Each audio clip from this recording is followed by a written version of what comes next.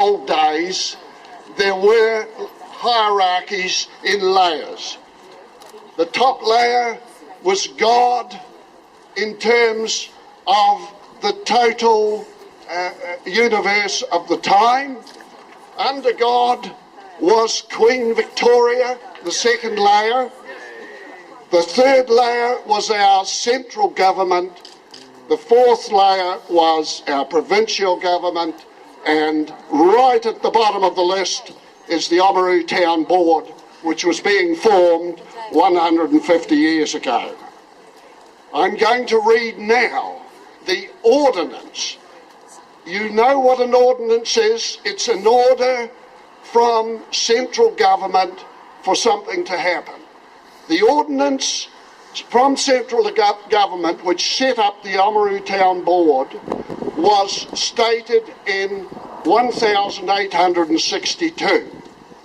The proclamation came in the next year, and that was a statement which said how the ordinance, the order, was going to be carried through. And right at the bottom of all that is the Oaomaru Town Board, which enacted the proclamation.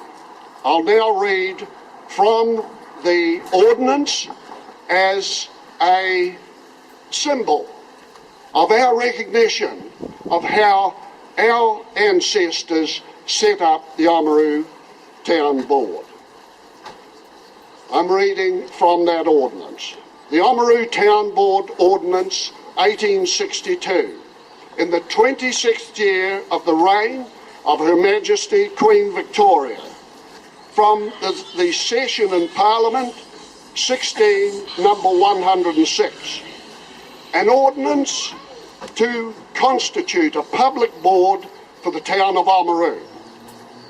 Whereas the administration and management of various matters and things concerning the town of Oamaru may be beneficially devolved from time to time by ordinance upon a public board elected by the inhabitants of the said town.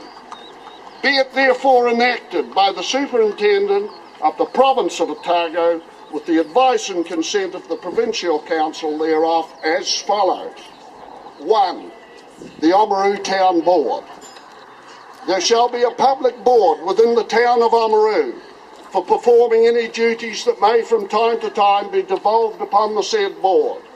And on and from the day of the first general meeting thereof, the members of the said board shall be, and their successors in office, shall forever continue to be a corporation by the name of the Town Board of Oamaru. Forever didn't last till our present day, obviously, because the Oamaru Town Board is no longer here, but it was set up forever. We had great direction and aim in those days. Qualification of electors.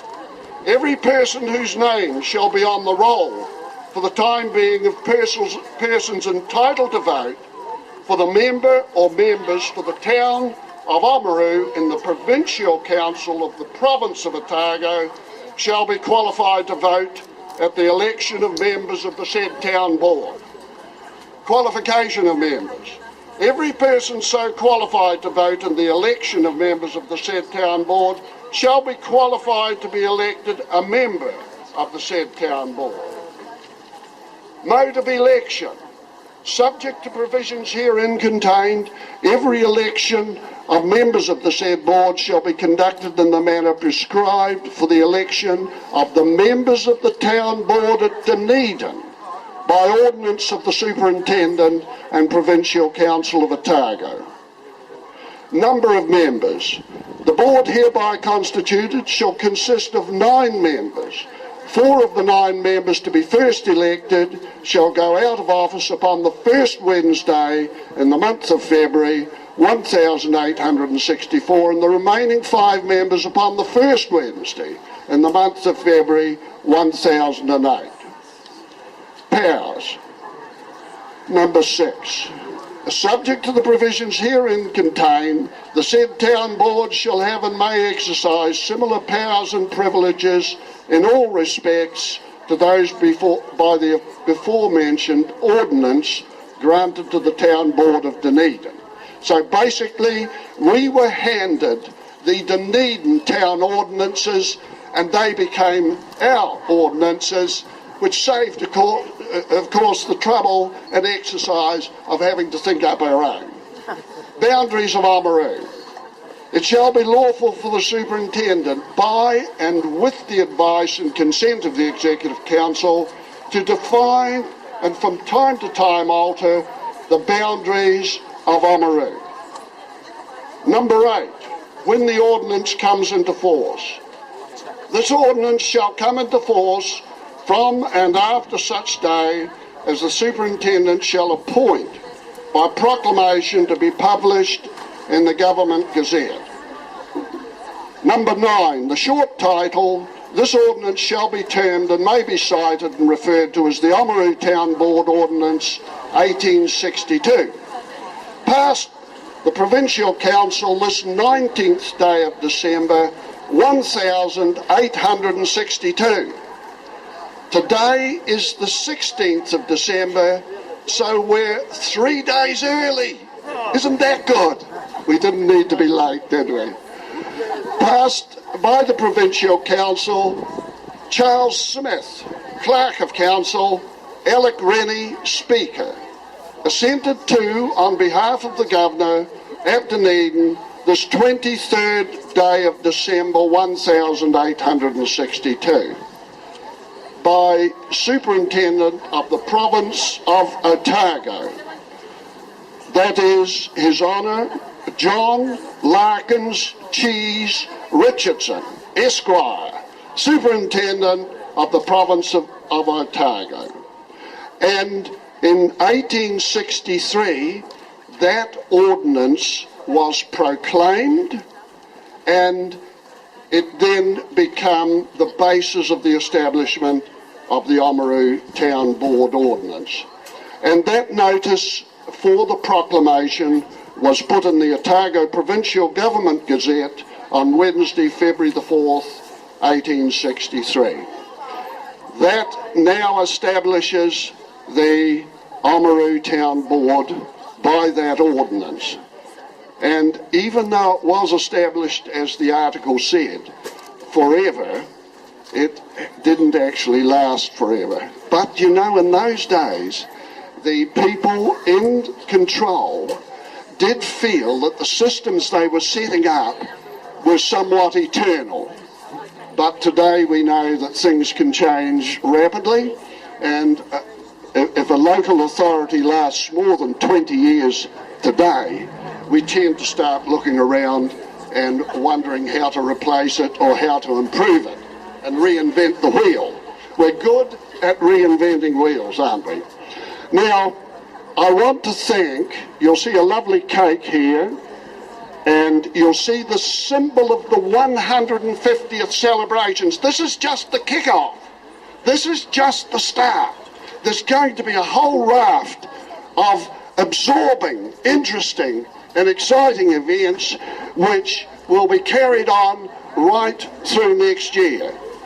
The event guides are somewhere here for us, so if you want to see what's happening, get one of those event guides and have a check out, because I'll guarantee there's something for everybody. I'll give you 2 examples. We have on the 18th to the 23rd of December, we have the Oamaru 150th birthday party. And who's conducting the birthday party? Donna Dementi. And isn't she a character? Are you here, Donna? Or are you hiding somewhere?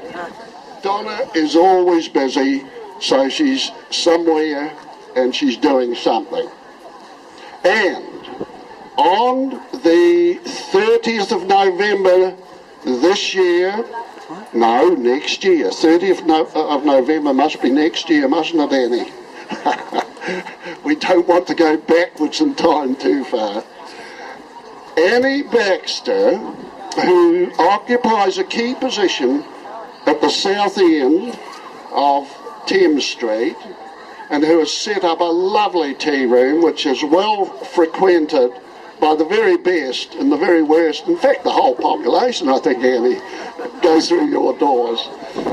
Teas on Teas for our Jubilees, Saturday the 30th of November, by the people, for the people, Annie Baxter, and well done, Annie. We appreciate that. Yes, give Annie a clap. My gosh, she deserves it. And look, there are a whole raft of events. I won't read them out here. You get one of those guides and you find out for yourself. And we have a Highlanders Crusaders rugby match on the 8th of February out at the Whitestone Contracting Centennial Park. So let's get behind this 150th, people. The one thing we do exceptionally well in our district is celebrate our heritage. You will have seen Chloe outside the museum yesterday with all those pieces demonstrating our past and being part of our free enterprise present. And we celebrate our heritage in a way that is second to none.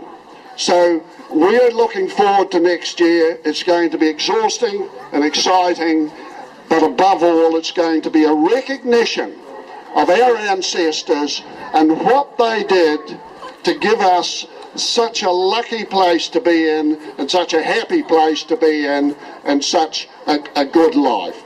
Thanks very much for being here today, and all the best for the coming year, and all the best from Heather and I over Christmas and for the new year. It's been a tremendous year. It's been very active, but it's been very productive. Thanks for coming today, and all the best over Christmas. Good. Quite a boring paper, wasn't it? You did very well to stand and listen to it.